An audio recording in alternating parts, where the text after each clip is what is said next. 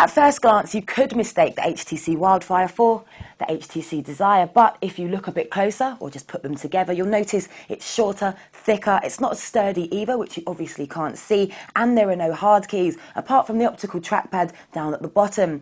Now, the touch-sensitive keys are responsive enough, but I definitely prefer having the hard keys of the Desire.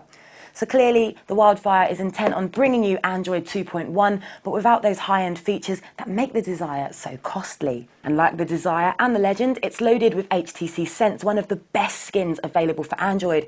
So it's got the 7 home screens, which you can customize with widgets and applications, and there's the range of familiar apps like the Social Network Hub for aggregated feeds, otherwise known as FriendStream. In fact, the Wildfire is a little social network obsessed, integrating Facebook into everything from the calendar to caller ID. And like the Desire, this extends to contacts.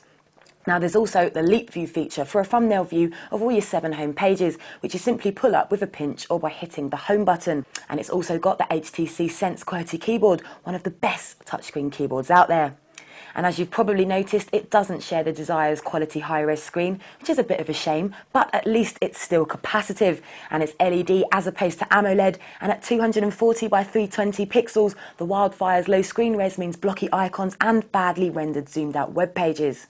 So it's certainly not as sharp and definitely not as responsive, and I felt I had to apply a lot more extra pressure on the screen, especially when scrolling, and it was particularly sluggish at times. Now, of course, I really wasn't expecting the kind of speeds found on the Desire, but I did experience some juddering when switching between applications and windows.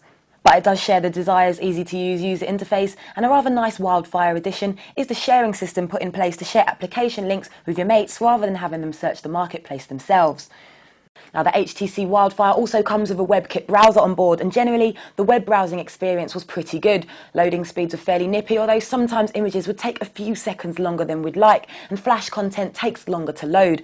So it's stifled a bit by sluggishness at times, but overall is decent enough, and the multi-touch works well, and at least it displays Flash, so you won't be restricted to a specific YouTube app, for example, although it's worth noting that Flash doesn't work on every website. So it's definitely not as speedy, and that goes for the phone in general, but that is to be expected considering the 1 GHz processor found in the Desire has been swapped for the 528 MHz processor found in the Hero. Now, you'll also find a 5 megapixel camera with LED flash. There's no camera button though, so you'll have to make do with using the trackball. Now, the screen quality can make photos appear low res and pixelated, but the raw files will show off their true quality. And there's a few useful features too, like geotagging and photo effects. So it's decent, it's affordable, and it's a great little smartphone for those of you on a tight budget. In fact, it's quite the bargain when you consider the amount of features it's packing, including the Sense UI. Now, the screen is a little too low res for our liking, and it's certainly not as pretty to look at as the Desire or the Legend. But if this kind of thing doesn't bother you, or the Desire and the Legend are just out of your price range, this little smartphone will do the trick nicely.